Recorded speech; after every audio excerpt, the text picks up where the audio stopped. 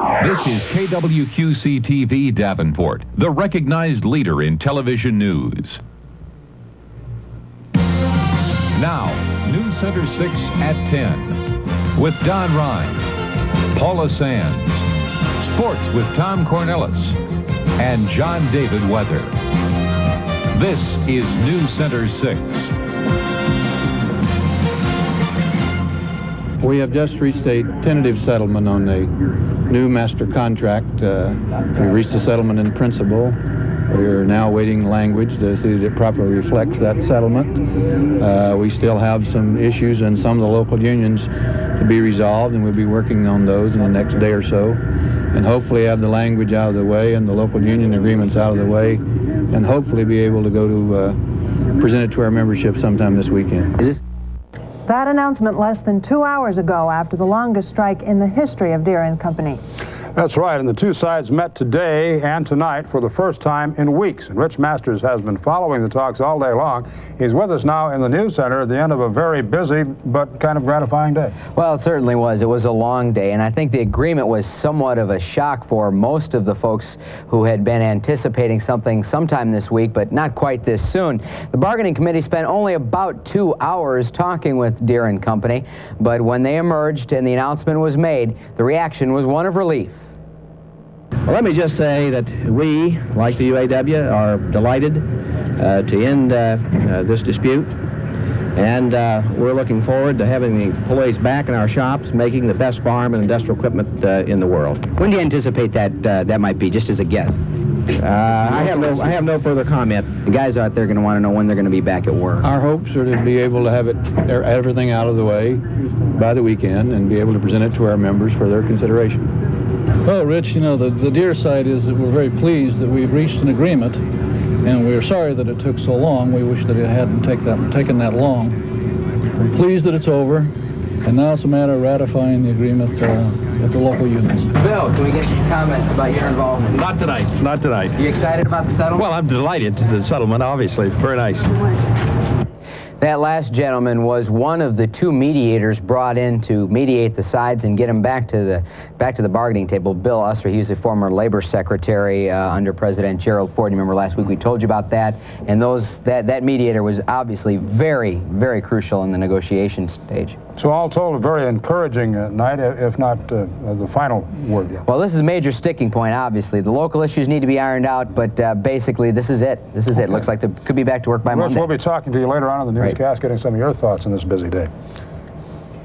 All of this, of course, coming as good news to the thousands of Deere workers who have been without jobs since long before the holidays. United Auto Workers members are still on the picket lines tonight. News Center's Charlie Wojciechowski is out there right now to report to us from there. Charlie, the mood out there? Andrea, the mood out here can be summarized in really two emotions, one of joy and one of relief. It's been over 5 months now that these people have been without work, and that lack of income is beginning to take its toll. With me now is Terry Cowan. He's a UAW member.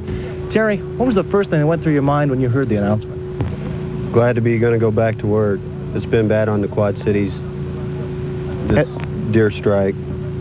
Has it hurt you particularly? Oh, yeah, you bet. It's hurt, I think, a whole lot of people besides me, too. So I'm just glad to be going back to work. Thank you, Mr. Cowan.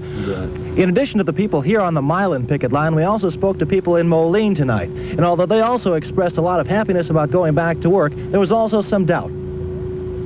I just hope it's true, you know. I hope it ain't another rumor like it is, but you say you just come from there, so I guess it's not a rumor.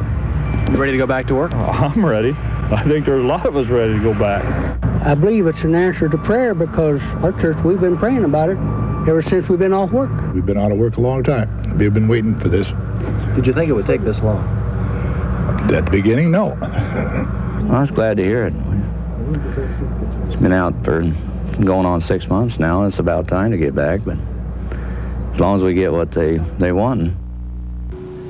Even though there has been a tentative settlement reached, these pickets will remain on the line until they are told to do otherwise. And as for these picketers here, they'll stay here till 11 o'clock. Live in Milan, I'm Charlie Wojciechowski. Charlie, do you get the feeling that the union members you've talked to would ratify? People I've talked to said they want to go back to work, and really whatever it takes to go back to work, they're willing to do. Okay, thank you. Charlie Wojciechowski reporting to us live from the picket lines in Milan. Snow. Snow good till Thursday. No, it's terrible. That's even worse than the snow. Oh, I know that. Tomorrow should be a decent day, however, despite my terrible use of the language. And look at this, our high today, 29 degrees. That's not bad for January, just about normal, in fact. 15, our overnight low. We picked up close to an inch of snow this morning with that quick moving storm, about 3/4 of an inch precipitation-wise on the month. Right now, the temperature 25 degrees out there. The humidity is up at 96%. Barometer also rising. The wind now from the southwest and light. And sunrise tomorrow at 7:18. Around the neighborhood tonight, 28 degrees in Dubuque and in Des Moines, 22 in Chicago, and still a bit warmer out in Kansas City, where it is 33 degrees. Really two things to see on our national scene tonight. That quick moving storm that left about an inch of snow around our area has now moved well off to the east, bringing some snow, as you can see, from just around the Virginia area on down into South Carolina and Georgia. The good news, not expected to affect the northeast that has all that snow already. This is going to move out to sea. Meanwhile, a more substantial storm out to the west, as you can see, spreading rain from Seattle down to San Francisco and snow at the higher elevations. That's what's going to be headed our way by Thursday or so. Combination of snow and some slushy stuff, as you can see on our satellite sequence today. A good view of those clouds that moved through earlier today, bringing with it that light snow, moved quickly off to the east, as you can see. As we follow it off to that direction, we'll be keeping an eye out to the west, however, as more clouds move in toward midweek.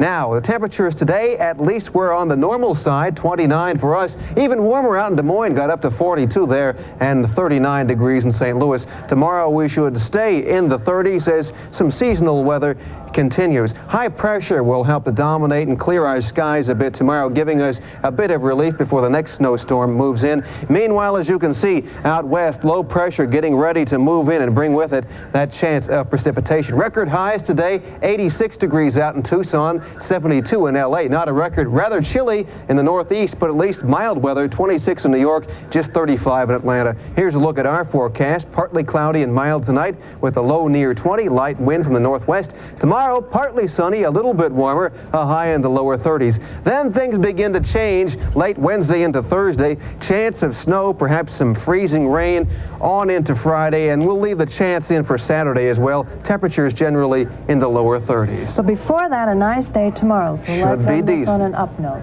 Decent tomorrow. And then you're going to ruin our weekend. Then we'll ruin talk it. about that later. Well, lots and lots of basketball tonight, as we've come to expect on Tuesdays. That's right. Thom Cornelis, of course, will have his usual stellar lineup of wrap-ups, highlights, scores, and all of that. Well, they tried, but Johnny Orr knows how Dorothy felt in that Kansas tornado tonight. He had two. Ooh, it's bitter. Anyway, after letting one slip away Saturday against OK State, the Iowa State Cyclones touched down in Loris, Kansas tonight. Not the ideal locale to find a victory, as the last now 44 victims can verify. To say the Cyclones were blown out would be putting it mildly. One reason, of course, is Danny Manning, a man among boys mostly. Even on the rare miss, Cedric Hunter is there on the offensive board. They had plenty of them. The Jayhawks soar 16-2 early on. Turnabout is fair play. Hunter misses the cupcake, but Manning is there to tip it in. 36-20 for the Hawks intermission, and Johnny Orr is not a happy camper tonight. Jeff Greer, about the only ISU bright spot, he scored 26 of the Cyclones' 48-point output. And to recap tonight's major news story, it looks like a labor dispute that's gone on since August 23rd has come to an end between Deere and That's right. Deere and Company and the UAW say they have a tentative agreement on a master contract. And of course, a lot of Channel 6 people have been very close to this story since it started, perhaps none more so than Rich Masters, who spent today, at least, living with the contract negotiations.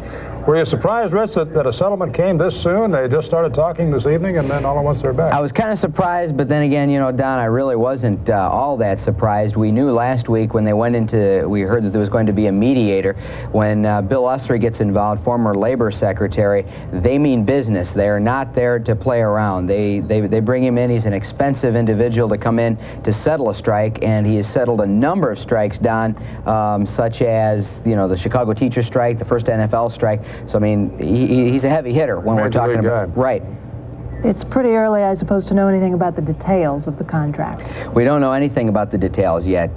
Bill, we asked him about that, Bill Cass-Stevens, and he said, well, I think I better tell the membership first and let them vote on it. But I think at this time, you know...